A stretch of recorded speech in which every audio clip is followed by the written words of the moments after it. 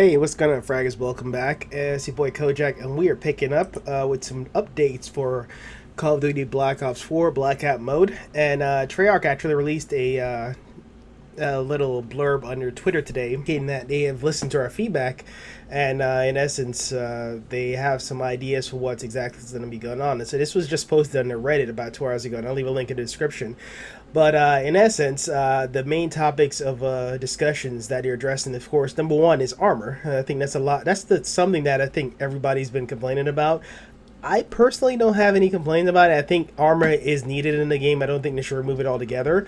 And I feel like if you are smart and tactical, then you should be able to overcome armor. The only thing I'll say is that there is, the way it's structured right now, you can't really pick up additional armor. And on top of that, when you fight somebody, you know, chances are your armor will get damaged too. So you don't really know if you should replace it or if you should stick with it. So that's a little something. So I'm glad they're adding some stuff to that. But so let's hop exactly into what they're saying about armor. So specifically from Treyarch himself, armor role in Blackout is inherently unique compared to its role in multiplayer. You only live once in Blackout, and you're rewarded for scavenging areas that often put you in perilous position, especially as the collapse gets smaller in the late game. For this and other reasons, we've been cautious about making sweeping changes to the way armor works, though we've made some tweaks during the beta and continue to evaluate how armor will work at launch. Every time in the game, from armor to weapons to perks, is constantly, well, every item in the game actually, is constantly being reevaluated to ensure that they fit in the correct place in the game's meta. You can expect armor to be tuned multiple times as the game and the gameplay content evolves over time. Some changes to armor since the start of beta include spawn frequency of level 3 armor has been reduced by 75% compared to its initial spawn rate in beta. Level 3 armor will now most frequently be found in stashes, supply drops, though it may occasionally spawn in the world. Level 3 armor now breaks sooner and passes more damage to the player wearing it, still offers headshot on other types of damage mitigation. We've heard your concerns that level 3 armor is still perhaps too powerful by the end of beta, and will be evaluating the data to see whether further tweaks are required. Level 2 armor has also been minorly adjusted during the beta and will potentially be tweaked further in the time for launch. Players will see an indicator indicating the condition of their own armor and those of their teammates in the HUD. This provides a granular indicator for the damage, granular indicator for the damage the armor has taken beyond the armor icon, and will let you know if it's time to seek out a replacement. Okay, that's good. The next item is audio adjustments. So we saw several reports of footsteps sounding louder or quieter than expected, and not always being able to tell the direction enemies were coming from. Others reported an uneven balance of footsteps volume between teammates and enemies were on it. Improvements to how audio will work at launch include: sounds will be properly impacted by walls, floors, ceilings, and other objects in the world. This means enemies will directly above you or below you should no longer sound louder than expected. That is true, especially at a construction site. It's hard to tell whether they're above you or below you, and that was really crazy. Volume of the cargo plane, thank goodness. Punching game counter timers and everything else we've brought to our attention, and many things that you have not, will be reviewed in depth as a part of the process. The game has not yet had its final audio mix. Okay, teammates' footstep will be quieter. Good. The awareness perk will further reduce the loudness of footsteps of your teammates. Awesome. All audio presets will be available at launch in the option menu. So audio presets can make a big difference, and we will offer many choices for those who play with headphones or surround sound. So that's even better. So you could actually tweak your audio however you want it, whether you want it to be louder or lower. I'm not sure how in depth they'll do that, because it doesn't make sense to give someone like a tactical advantage where you could actually turn up footsteps to like the maximum, you know, volume versus not. I feel like that tweak could be a little bit imbalanced, but I'm glad that they have some options in the audio menu for that on launch. Next up is inventory item management. So definitely seem to be touching on all the major thing: armor, sound, and inventory. Those are the three main things I think I've heard everybody have raised some concerns for improving, which I agree. Some more than others, but you know, overall I definitely agree that this is the right steps and direction they should take to improve Battle Royale.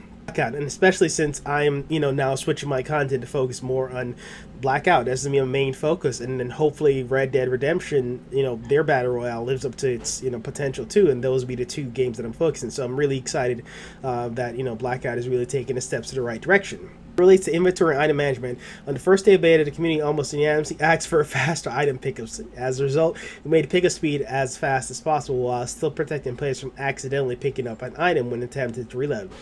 Console players have asked for an option instead to allow them to tap a button to instantly pick up an item. We like this idea a lot and want to be sure we get it right and test it thoroughly. So that is probably going to be what's going to happen, because it makes sense to just tap it versus holding it. You know, I'd rather hold for reload and tap for pickup, you know? That makes more sense, you know, functionally speaking. The next one is quick equip menu. It can be fantastic for making inventory adjustments quickly, but could also get in the way of picking up items, opening doors, or entering vehicles. We adjusted the quick menu so it automatically closes after a few seconds with no interactions. We are also looking into feasibility of closing the quick equip menu if player performs other actions such as firing a weapon, changing stance, starting a sprint, etc. Okay, I like that too. More intuitive. We've already imported the proximity and height at which you can interact with items on the ground, so you don't have to look down at the item so precisely. It's being tested now, and it is very likely to be when the game comes out. Okay, that's good. Last but not least, we are creating designs for other quality of life improvements to these very important game systems, including but not limited to evaluate options to improve the stash interface when eluding enemies and containers on console. Good. I feel like there should probably be a bigger expansive menu so you could actually choose, you know, like maybe give you like 3 categories, like, you know, weapons, items, gadgets, you know, that will make it easier. They also said add in a new method to allow you to quickly remove all attachments from a weapon. Yes, because that is one of the things I did notice. Weapon, I put all the attachments on it, and then I found a better weapon. I'd have to try to get all those attachments off, then try to put on a new weapon. I feel like that is a little annoying, you know, so I do wish that they fix that, because at the end of the day, little quality of life improvements like that is what's going to set it apart and just make it runs even more, you know, seamlessly.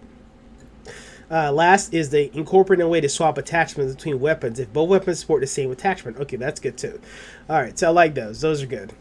Next is Xbox One performance. I'm not playing on Xbox One, so I'm getting it for PS4, even though I do have an Xbox One. Same, you know, username and everything, right, Kojak. But we saw some reports of screen tearing and choppiness when playing in quads on Xbox.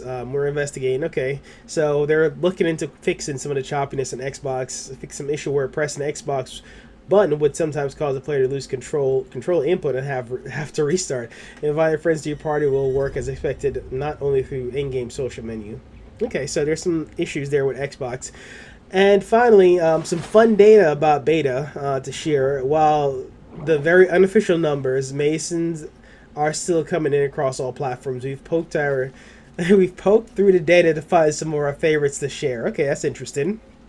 Of that, players eradicated 7.1 million zombies. So players eradicated 7.5 million zombies. That's interesting. Don't worry, there's plenty more where those came from. Squad mates were revived 26 million times. Thanks for being the team players.